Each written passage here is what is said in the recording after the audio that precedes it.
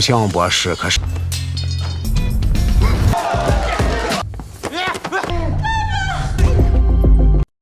Movie की शुरुआत में शाओलिन टेम्पल को दिखाया जाता है जहां एक छोटा सा लड़का साधु की जिंदगी बिता रहा होता है। इतू सा बच्चा और साधु, ऐसा भी होता है दोस्तों। खैर, इस नन्हे मुन्ने साधु का प्यारा सा नाम है शी और आज इसका कोई टेस्ट है, इसीलिए वो बुद्ध भगवान से प्रार्थना करके लौट रहा होता है। तब उसका एक सीनियर हवा में उड़कर उसको अटैक करने आता है और शायद यही उसका टेस्ट भी है। उस कमरे में एक अगरबत्ती जल रही होती है और उसके बुझने से पहले शी को अपना टेस्ट पूरा करना होगा। शुरू में तो शी बार बार झुककर उस सीनियर के अटैक से बच जाता है, लेकिन जब सीनियर को अटैक करने की उसकी बारी आती है तो वो पहले उसको सॉरी कहता है और हवा में घूम घूम कर सीनियर पर किक्स की बरसात कर देता है। पलक झपकते ही वो सीनियर पर एक बड़ा बास्केट डालकर उसको लॉक कर देता है। फिर वो बांस की लंबी लकड़ी निकालता है और दूसरे सीनियर को अटैक करता है। अब इस सीनियर के पास एक नहीं 2 तलवारें हैं। वो दोनों तलवारों से शी की लकड़ी को काटने की कोशिश करता है, लेकिन लगता है शी डिफेंस में भी माहिर है और वो अपनी लकड़ी को घुमा घुमा कर सीनियर की दोनों तलवारें नीचे गिरा देता है और इस तरह दूसरा सीनियर भी हार जाता है। अब आखिर में एक सुपर सीनियर साधु उससे मुकाबला करता है। वो एक सीप फेंकता है जो दीवारों से टकराकर वहां के आईने को घुमा देता है। सूरज की रोशनी इस आईने में लगकर सीधे शी की आंखों में लगती है और उसे जलन भी होती है, लेकिन उसे भी सहन करके वो छड़ी लेकर भागता है। तभी सुपर सीनियर एक छलांग मारकर शी को उठाकर फेंकता है। शी इस सुपर सीनियर से भी हार नहीं मानता। सुनिए सुपर सीनियर जी, मुझे आपका टकला सर बहुत पसंद आया। ये कहकर शी उसे डाइवर्ट करता है और उसकी छाती पर एक तगड़ा किक मारता है और फोर्स के कारण वो पिलर पर जाकर टकराता है और ठीक उसी वक्त अगरबत्ती बुझ जाती है और इस तरह शी इस टेस्ट में पास हो जाता है और इसी खुशी के साथ वो सर उठाकर बाहर चला आता है। इस टेस्ट में उसको 88% मार्क्स मिले थे। उसके मार्क्स देखकर गुरुजी कहते हैं कि और 2 मार्क्स ले आते तो कितना अच्छा होता। उस जमाने में तो मेरे 90% मार्क्स आए थे। अब दरअसल 3 साल की उम्र में शी के माता पिता उसको छोड़कर यहाँ गए थे और 4 साल से शी यहीं पर पल रहा है। फिर उसके गुरुजी उसको आगे पढ़ाई के लिए दूसरे शहर भेजते हैं और साथ ही उसे एक रिकमेंडेशन लेटर भी देते हैं। शी बहुत ही खुशी से लेटर ले लेता है और भागकर बस में चढ़ जाता है। अब शी शहर जाने वाला है। अगले शॉट में एक 15 साल के लड़के को दिखाते हैं जिसका नाम लिन है। ये स्कूल के टेक्वांडो क्लब का चीफ है और टेक्वांडो फाइट में बिल्कुल एक्सपर्ट भी है। नाम सुनकर घबराइए मत, टेक्वांडो भी कराटे जैसा एक मार्शल आर्ट है। इस क्लब की मैनेजर जिया नाम की एक खूबसूरत लड़की है। लिन की छोटी बहन और जिया का छोटा भाई इस स्कूल में 4th क्लास में पढ़ते हैं। क्लब की मैनेजर होने के नाते वो लिन की फाइट वीडियोस को देखकर उसे इम्प्रूव करने की टिप्स देती रहती है। ये सारा तमाशा देखते हुए उसका गोल मटोल भाई स्नैक्स खा रहा होता है। तब उसका पिता वीडियो कॉल करता है। वो एक बहुत ही बिजी साइंटिस्ट है और ज्यादातर लैब में ही रहता है और इस बात को लेकर जिया बहुत ही नाराज होती है। पिता हमेशा लैब में काम करता रहता है और जिया ही अपने छोटे भाई की देखभाल करती है। अब कॉल में जिया का पिता कहता है कि मैंने एक पार्सल भेजा है जो मेरा बहुत ही इंपॉर्टेंट आविष्कार है, तुम्हें उसको संभाल कर रखना होगा। तब कोई दरवाजा खटखटाता है। जिया दरवाजा खुलकर देखती है लेकिन वहाँ पर कोई नहीं होता। फिर वो जरा नीचे देखती है तो छोटा शी वहाँ खड़ा होता है। उसके गुरुजी ने उसे इसी एड्रेस पे जाने को कहा था। अब शी की जिम्मेदारी भी जिया पर आ जाती है। जिया को देखते ही शी प्रणाम दीदी कहकर बड़ी इज्जत से नमस्ते करता है और जिया इंप्रेस होकर उसको अंदर ले आती है। उसी वक्त लैब में कुछ गुंडे घुसकर जिया के पिता को मारने लगते हैं, लेकिन जिया ये सब नहीं देख रही होती है। गुंडों का बॉस उससे खिलौने के बारे में पूछता है। लगता है वो बहुत ही कीमती खिलौना है। तब वे लैब की सीसीटीवी फुटेज को देखकर जान जाते हैं कि उसने किसी को एक पार्सल भेजा था और ये जानकर बॉस अपने 2 आदमियों को उस पार्सल की तलाश में भेजता है। यहाँ जिया अपने भाई के कमरे में शी को भी जगह देती है। फिर वो लिन का फाइट वीडियो देखने चली जाती है। तब शी भी वहाँ आकर वीडियो देखने लगता है। उसे टेक्वांडो बहुत ही नया लगता है। इतने में पार्सल की तलाश करते हुए वो 2 गुंडे जिया के घर पहुंच जाते हैं। जब घर के लोग बाहर चले जाएंगे तब हम पार्सल उठा लेंगे, ये सोचकर वे बाहर वेट करने लगते हैं। अब घर में जिया का भाई चिल्लाता हुआ वीडियो गेम खेल रहा होता है। शी उसी कमरे में एक लकड़ी को जमीन पर मारकर ध्यान कर रहा होता है और दोनों की आवाजें एक दूसरे को डिस्टर्ब कर रही होती हैं, लेकिन कुछ ही देर में दोनों मिलकर चिल्लाते हुए वीडियो गेम खेलने लगते हैं। फिर जिया वहां आकर उन्हें डांटती है कि इस तरह दोनों चिल्लाते रहोगे तो मैं काम कैसे करूंगी, चलो गेम बंद करो और दोनों चुपचाप सो जाओ। अब दीदी की बात मानकर दोनों अपने बिस्तर पर लेट जाते हैं। फिर जिया अपने पिता का पार्सल खोलती है। उसमें एक छोटा सा पांडा बियर होता है। जिया उसका स्विच ऑन करती है तो पांडा पूछता है तुम्हारा नाम क्या है। जिया नाम बताती है तो वो जिया का वॉइस वेरीफाई करता है और कंफर्म करके पासवर्ड सेट करने को कहता है। अब जिया कंफ्यूज होकर पूछती है कैसा पासवर्ड,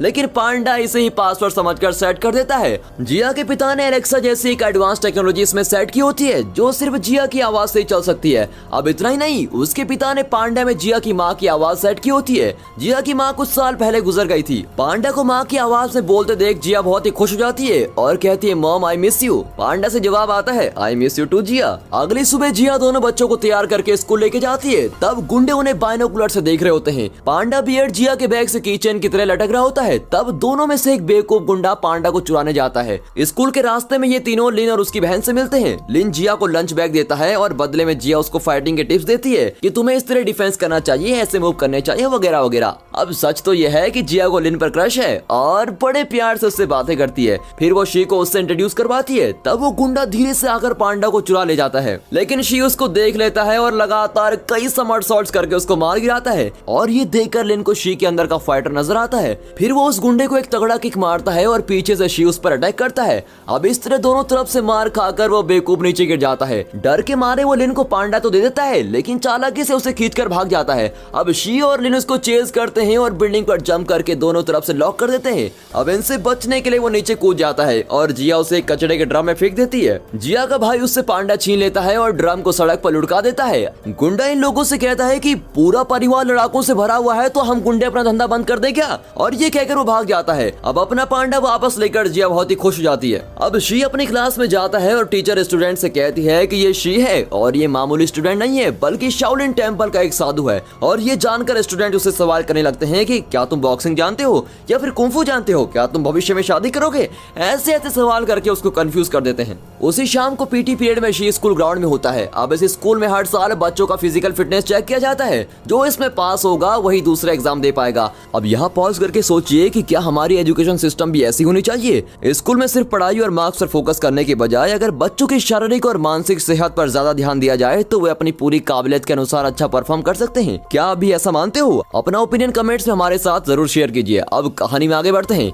यहाँ पीटी पीरियड में भी जिया का भाई मुंह में स्नैक्स दबा रहा होता है। सबसे पहले रनिंग रेस होती है। इससे पहले कि दूसरे बच्चे आधा डिस्टेंस कवर कर पाते हैं, अपना शीप पूरा फील्ड कवर कर देता है। फिर पुशअप्स की बारी आती है जिसमें सभी दोनों हाथों से पुशअप्स कर रहे होते हैं, लेकिन शी एक ही हाथ से और वो भी उल्टा खड़ा होकर सारे पुशअप्स आसानी से कर लेता है। और ये देखकर लिन की बहन बहुत ही इंप्रेस हो जाती है। फिर हडल्स रेस होती है और शी को कॉपी करके जिया का भाई भी हडल के ऊपर से छलांग मारता है और धड़ करके नीचे गिरता है। दूसरी ओर गुंडों के बॉस ने साइंटिस्ट को बांध कर रखा होता है। जब तक मुझे पांडा नहीं मिलेगा मैं तुम्हें नहीं छोड़ूंगा, ये कहकर वो साइंटिस्ट को धमका रहा होता है। लेकिन उसके बेवकूफ आदमी पांडा को ढूंढने के बजाय रोज नया बहाना ढूंढ रहे थे। यहाँ स्कूल में शी जिया के भाई से कहता है मैं तुम्हें रोज ट्रेनिंग दूंगा और तुम आसानी से फिजिकल फिटनेस टेस्ट को पास कर सकोगे। यूं ही बातें करते हुए वे स्कूल स्टेडियम की ओर जाते हैं। वहाँ लिन प्रैक्टिस कर रहा होता है और शी का बड़ा मन करता है कि वो भी लिन के साथ फाइट करे। उस रात वो दोनों गुंडे फिर अपनी कार में जिया के घर के बाहर वेट कर रहे होते हैं। एक आदमी पिछले दिन बच्चों से पिट चुका था और बैंडेज लिपट कर बैठा होता है। अब दूसरा गुंडा घर में घुसने की कोशिश करता है, लेकिन बाहर की कांटली झाड़ियों में गिरकर घायल हालत में लौट जाता है।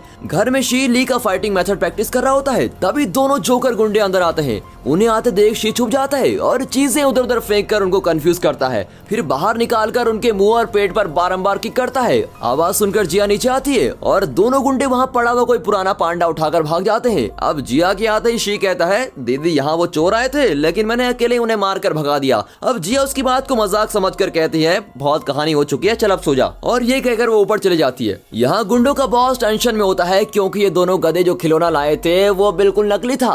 वो साइंटिस्ट का बनाया हुआ पांडा नहीं था, वो मार्केट का कोई सस्ता सा पांडा था। और बॉस गुस्से में अपने आदमियों को लिटाकर उनके मुंह में गोल्फ बॉल डाल देता है और कहता है कि अगर 3 दिन में मुझे वो ओरिजिनल पांडा नहीं मिला तो मैं गोल्फ स्टिक से तुम दोनों का मुंह तोड़ दूंगा।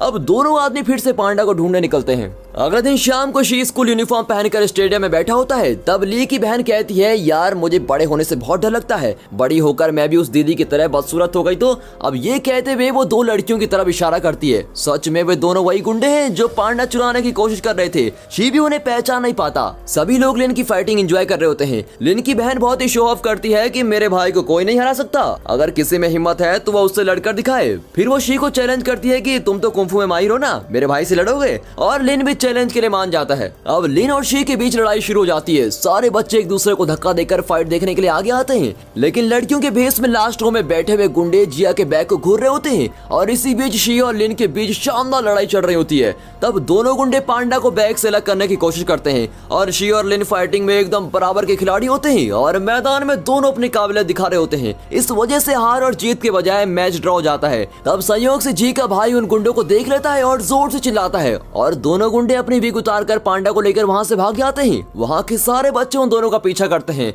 और पूरा स्टेडियम तहस नहस हो जाता है।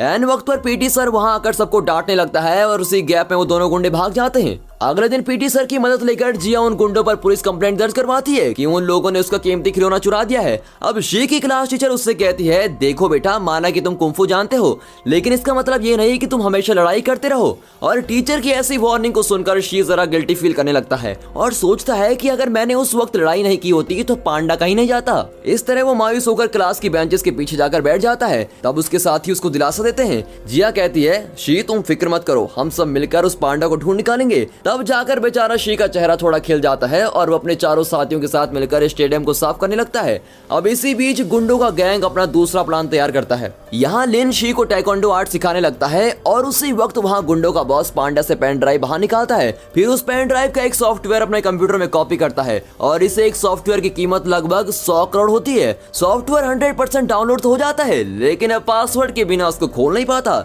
और रात भर अपना सर पटक पटक कर गुंडे हर तरह के पासवर्ड टेस्ट करते हैं, लेकिन कोई भी काम नहीं करता।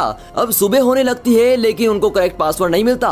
बॉस अब टेंशन में आकर बड़बड़ाने लगता है कि वो कैसा पासवर्ड होगा और वो ये नहीं जानता कि कैसा पासवर्ड ही सॉफ्टवेयर का पासवर्ड है जो जिया ने अनजाने में सेट कर दिया था।